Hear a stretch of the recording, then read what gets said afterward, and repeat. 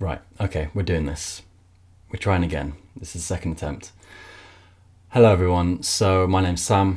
I'm 27 years old, nearly 28, it's coming up soon. And I have had this nagging feeling in my brain to make this video for a while now. I wanted to make this and put it out on World Mental Health Day, which is this Sunday. So if you're watching this, it's Sunday, and this will be released. I think the reason that I've had this prodding sensation in my mind is because I feel like I have some good stuff to say about a situation that I've been through, a change in my well-being that I'll explain, and possibly things that might help you if you've been in a similar situation or experiencing similar difficulties. We often talk about our well-being in a spatial way. We say we've been in a bad place, or we say we're in a good place sometimes. I want to talk about post-breakup grief and how a year ago I was in a very bad place because of this sense of grief that sometimes you can experience, or very often experience, after you've broken up with someone. Now, this is a very personal video, so if you're my friends or family and find it weird to watch me speaking about this, then that's fine. You don't need to watch it. I get that. It's weird. I'm fully aware of that, so you don't have to proceed with the rest of the video. But in a way, I'm happy to make this because I am in a good place. I have come on this journey, this spatial journey, from a bad place to a good place. So really, I want this video to be encouraging, uplifting, and positive, because that is where I'm at right now. In fact, I will start this video by saying I'm possibly in the best state of my life so far. And I'm thoroughly happy to say that. I'm really, really happy to say that, because I didn't think I'd be saying that a year ago. There's lots of things to talk about, and hopefully they all make sense. But I wanted to express different things that have happened that have helped me become this person that I am now, who is quite different from the Sam that was around a year ago. So I'm going to reel through a lot of different things. Hopefully you can stay on board with me. Hopefully some of it's light-hearted as well. It's not super heavy. And maybe it'll help you. That's all I can ask for with this video. So let's do it. So let me explain a little bit about where I was last kind of August, September. I've been in a relationship with someone for about a year and a half, and it didn't work out, essentially. I'm not going to go into any detail about it. It didn't work out, and after this I experienced a period of what I can only call grief. It felt like I'd actually lost the person, as if they'd died. This was combined with a sense of depression, I guess anxiety as well. It's hard to judge, especially when you're in it. It's hard to know who you are when you're in it, if that makes sense.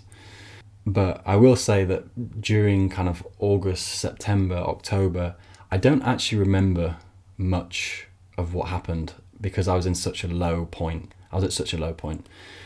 Coronavirus is obviously a thing that was present throughout the whole of last year and did contribute to a lot of difficulties related to this experience as well. So I can only say that I don't really remember much apart from feeling really low and in a really bad place. Now, the first thing that helped me is actually something that my ex-partner encouraged me to do, and I'm thoroughly grateful for, because it changed my life. And that was going to therapy, having counselling. I did this through a service called IAPT, which is Improving Access to Psychological Therapies. It's a free service that runs throughout the country, and I was very, very fortunate to get a place with a counsellor and do virtual sessions. I think we did maybe 10 sessions over a number of weeks. We did most of them video calling, some of them by phone, and they change the way I think. And if you change the way you think, you change the way you feel. And if you change the way you feel, you change the way you behave. And suddenly your life starts playing out in a very different way. And so the way I was thinking then, when I was quite depressed, quite low, is different to how I am now, because the language and the narrative in my head has changed. Some of the most important things that the counselling helped me with was to realise that I need to protect myself, and that involves saying no and setting boundaries and being more assertive. I've been a very pleasant, courteous, polite person for a long time, and that has been to my detriment. Now I'm more assertive and more confident because I have boundaries. If there's something I don't like or something that's affecting me in a bad way, I say no, because I need to protect me in the same way that I would protect someone else, or that I'd want to protect someone else if they were being harmed or damaged, or they were stressed about something. You want to protect that person, so why not protect myself? And this was a huge turnaround in my thinking. My counsellor got me to talk a lot, and it was very non-judgmental. It was very intense, actually. They were a high intensity depression counsellor, and she made me question a lot of the beliefs that I had in my head about who I was and how I was feeling. And this kind of this inquiry into the mind was what stirred the pot enough to make changes happen. So I began to be a little bit more selfish. I actually started to look after myself more. I started to try to put myself first in what I wanted to do in my life and enjoy myself more. And that, amongst many other things, was a major positive in changing the way the language is happening in this thing here, which made me start feeling better. So I will say, absolutely, if you are struggling with depression, anxiety, if you have any of these problems and you feel this small voice, no matter how small it is, to get help in some way, I would really thoroughly recommend IAPT, because it was free, it was very, very well done, and like I said, it changed my life. So it is available, and you need to listen to that small voice that wants to protect you, because ultimately that's the voice that grows into confidence and positivity and self-love and self-acceptance and self-belief. And it just needs a little bit of encouragement, and we need other people sometimes to do that if we're in a bad place, where I honestly was dooming myself to be a sad person. I actually began to believe that there was a definite personality that I inhabited that was sad forever, that couldn't be any better. And this is such an illusion, and it's so enlightening, and it's like the weight has been lifted off my shoulders to realize that that is just an illusion. It's not necessarily the truth. It doesn't have to be the truth. So I would keenly recommend counselling if you are struggling with post-breakup grief. The next thing that I'll go on to is related to a motivational figurehead called David Goggins. A lot of people know who he is. If you haven't, I would go and check him out. He's an absolute beast of a human being. He's just different. He does remarkable things. But one thing he said that really stuck with me is keep the plane flying. Keep the plane flying. And what he meant by this was, if something's going wrong on a flight, the last thing you do is forget about the plane controls. Now, this relates to our mental health, because if we are starting to nosedive, then we need to try and take control of those essentials to keep the plane flying. Now, what are those essentials? Well, I made a list of priorities that I stick to, things like food, clothing, family, friends, learning, creativity, these sort of things that are the essentials. And really, it can be as simple as brushing your teeth and making sure you do that.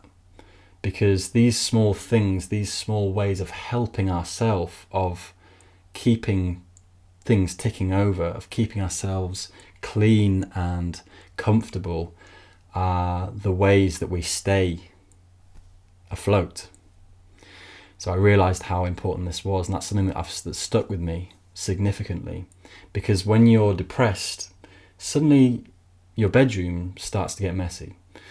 Suddenly you start forgetting things, and things pile up, and the washing's not done, and your clothes have a mark on them, and this and that and this and that. And really, keeping the plane flying can mean just doing the baseline life admin skills that you need to do to stay aloft. So that was another thing. And I would again recommend going to listen to David Goggins and be motivated as fuck, because he's quite something. During lockdown and the COVID times, I kind of found myself playing games again. I used to love games as a kid. I used to love playing all sorts of Nintendo games and anything I could get my hands on, or if I was at a friend's house and we'd be playing different things. And I love the escapism of it and the artwork and the fun of it. It's just fun.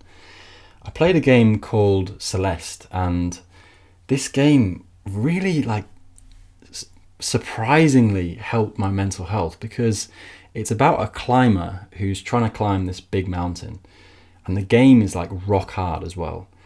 But what the character does is she understands how hard it is. So you kind of have this interesting relationship with the main character that you're playing, of this huge obstacle to overcome, this big mountain to climb.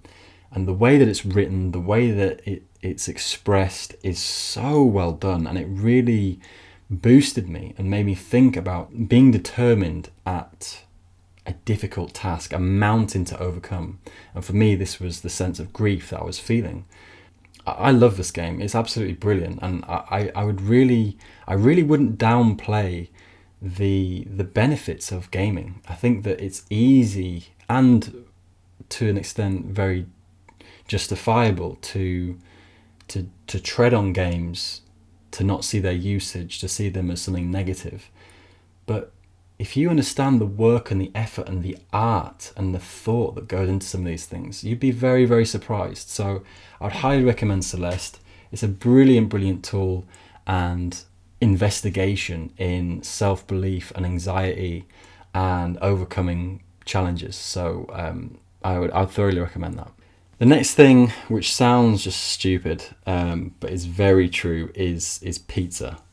And yeah, I know it's stupid. It's very silly. I found myself eating more pizza, and this isn't in the sense of like I was feeling down, so I was just like eating loads of shit and eating loads of pizza and eating badly. But before this, I was fairly strict vegan, so I wouldn't eat any dairy products. I wouldn't eat any meat, and I would say my hold on this way of life was quite solid. But what happened when I decided to let my grip go just a little bit and kind of enjoy some dairy products, things like pizza and things which I usually wouldn't eat, it really helped me kind of, the only way I can describe it is just give me a serotonin boost. Like, I want to enjoy this stuff that's going into me, and my whole being is not in a good place right now. So just having something positive, something enjoyable, like coming into me, felt good. It felt necessary. It felt needed. It felt okay. So loosening my grip on my veganism was a big factor in becoming happier and taking care of myself for a little bit, you know. I think veganism is very admirable in wanting to create better for other things and other beings and the planet. But sometimes we do have to be selfish. Sometimes we have to look after ourselves, especially if we're so low down. We need a hand up. We need some enjoyment. We need something that we can look forward to. And looking forward to something is actually something that I will come on to towards the end of the video as well. Writing and journaling is a way of transcribing what your brain is doing. And something that has helped me has been writing without judgment. So taking a sheet of paper and for however many minutes, just writing. No thought, no judgment. You can write whatever you want. Trying to just push all these thoughts onto the page, as many as you like, in whatever form they come into. And it's quite incredible how much there is, especially when you have a lot of racing thoughts, a lot of intrusive thoughts. And so I found myself writing reams and then kind of stopping, sitting back, and it's all there. And suddenly it's not just in your brain, it's there on the page, and you can have a look at it. You can understand some of it you suddenly can't understand as well. You don't know why. And there's something therapeutic about this. There's something good about this. It's like releasing. It sounds weird, but it's kind of like when people in the medieval period or whenever used to kind of let blood out. You know, they used to think that the demons were in the blood, so they would bloodlet people and let the blood kind of come out, and then they'd be cured and they'd be more pure. It's like bloodletting for your mind. Your thoughts stream out and they're all out there. And again, I don't understand fully why this works and why it's helpful, but it is. And I would recommend writing without judgment, and perhaps other things without judgment as well, or not immediate judgment, because when you're feeling depressed, you're judging everything you're doing as bad, and when you're anxious, you're not sure about anything, so all judgments are just flying all over the place. So journaling, very helpful. Music is something so entrenched in my life. I have found solace and excitement and amazement and sadness through music throughout my whole life. And I remember listening to a lot of an artist called Krule. I think this guy is amazing. I think that he has such a unique atmosphere in his work, and it is downbeat. It's sodden. It's dark. It's rasping. It's difficult and really beautiful at times. Really beautiful. He has this kind of throaty tones along with these kind of very woozy, rainy, head in your hands jazz instrumentals behind. And I was listening to some of his stuff on repeat over and over again, and I'm not exactly sure whether this is ultimately beneficial, listening to sad things a lot, but I think that in a sense of catharsis, of something getting you, of something being on the same wavelength as you at that time, it can be just enough to help you through that day. It can be enough to help you feel kind of understood in a weird way, or that you're sharing your feelings with something else, a different entity. And there's some power in that. There is definitely some power in that. So I'd recommend some King Krule. I think he's brilliant, and I'd love to see him live. And if any of you have seen him live, then please let me know, because I'd love to hear how he was and how your experience of it was seeing him live. I started my podcast a while ago now, and part of it was because I wanted to find my own voice again. And this really comes back to the therapy that I went through. Finding my own voice, finding out who I am and what I have to say. And I often think that who we are deep down is just who we're willing to be, what we're willing to say. There's all sorts of stuff going on in here. But what are we willing or brave enough to speak honestly about? What thoughts are we allowing to come out into reality? I often think that's kind of who we are. Are we brave enough? Are we brave enough to be honest? I think that's such an important question. And with my podcasts, I've found an amazing sense of purpose because it helps me strengthen my own voice and who I am and my career as a parkour coach and what I want to do, but it's helped me connect with other people. And especially when I couldn't see many other people, I couldn't interact, then this was just such a nice way of doing it, and being interested in other people, being able to listen to them and question them and feed off their energy, whatever form it's in.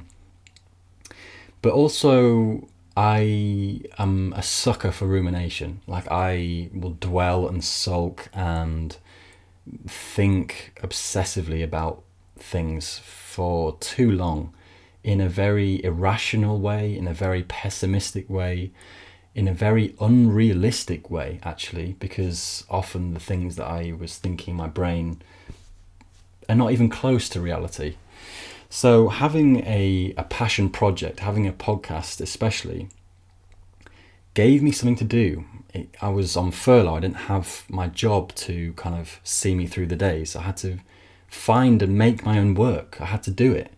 And it gave me a sense of purpose. And because I was busier, because I had to do things and get them out, it meant that I had less time to ruminate and wallow and sulk.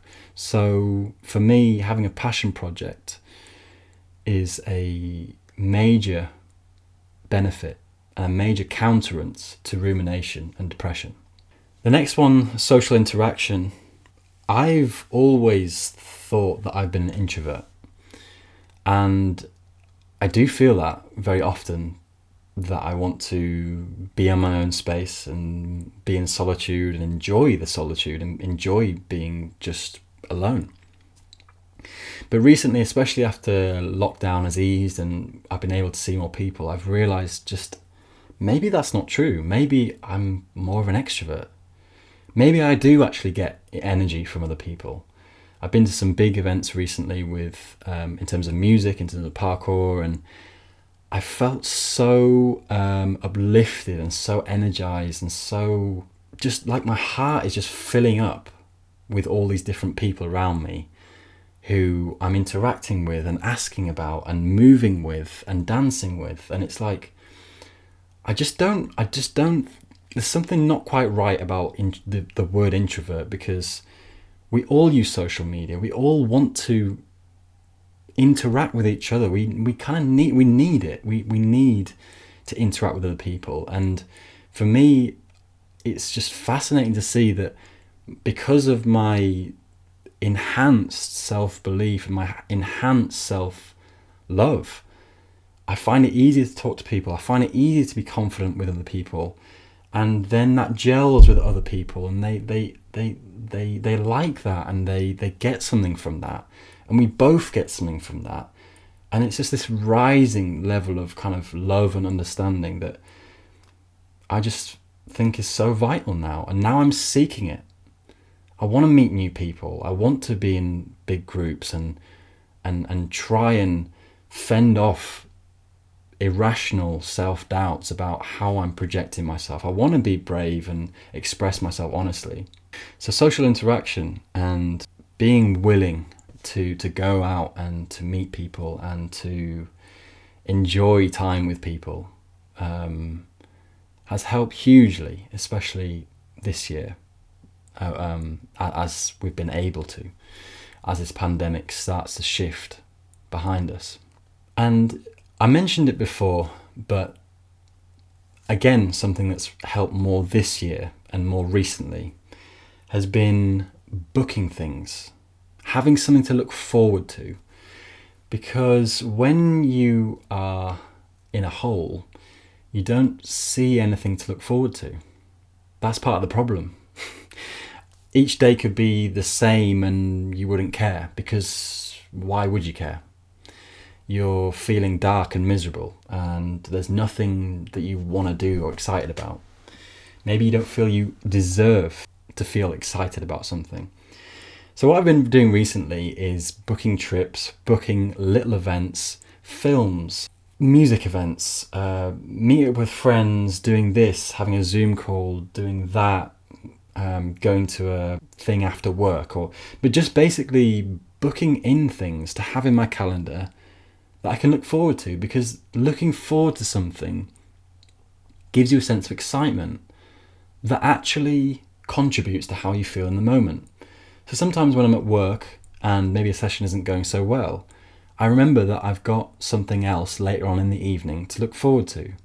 And this just gives me a sense of wriggling, like excitement, of joy, that soon enough there'll be something great to do. There'll be something more fun or more enjoyable that I'll be experiencing. So I'm carrying on this trend, and I feel like I'm in adventure mode. I feel like I'm on holiday. I feel like I've just decided to put more into my calendar and to put more into excitement and adventure, because that is actually who I am. That's what I really, really get a lot out of: new experiences, new people. So I would say, just to start with, just book something to look forward to. I booked a music event last year and only went to go and see it like a week ago. So I've had this kind of low resolution excitement for like months and months and months, and that's great. That's something. That is something. So having something to look forward to. You can see it in my face. And lastly, going back full circle, I started this conversation talking about how I had been in a relationship and I'd broken up with this person, and the grief that I'd felt from that. And now I'm in this new realm of dating and meeting new people. And that's really exciting for me, and a new adventure. It's something that I haven't really done much before and I haven't really explored. And yes, it's not all plain sailing. There's different challenges, there's different experiences and feelings and sensations, and worries and fears and all sorts, and doubts that come with dating and come with new interactions. But I also have felt the benefits of this, getting out of my comfort zone, being brave, having belief in myself that I can meet these people, having belief in myself that I am attractive and that I am worthy of feeling attractive, and that people should be interested in me, and that people could learn to really like me and love me and whatever, like this. I feel like the more I've talked in this session, the more everything pulls down to that self-love, that self-belief that now is a much stronger essence that I feel day to day.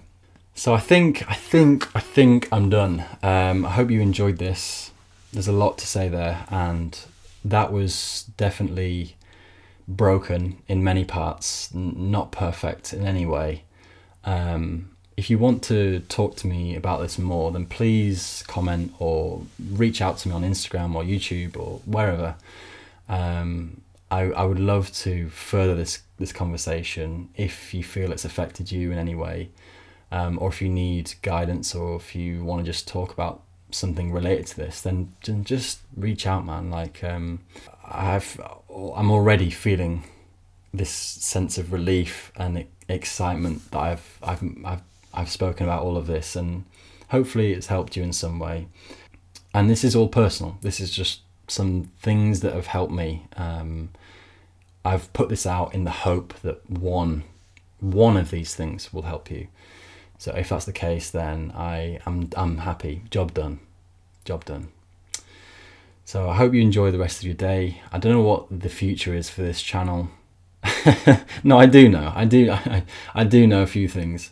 But I have a million ideas. It's like the dark. It's like the counterpart to an anxious brain is a thoroughly creative brain that has 1,000 ideas a minute and can't fucking concentrate on one thing at a time. That's kind of how I feel often. But it's it's fine. It's fine. I'm. This is learning for me as well. Learning where to put my energy and what to put my energy into, because I do have some good ideas. I do have some good things that I want to create and put out there and share. So yeah, this has been my World Mental Health Day video. I'm actually currently in Oslo. If you're watching this, hopefully having a great time. I have a good feeling that I will be. So thank you guys, and much love from me. See you on the next one. Alright, that'll fucking do.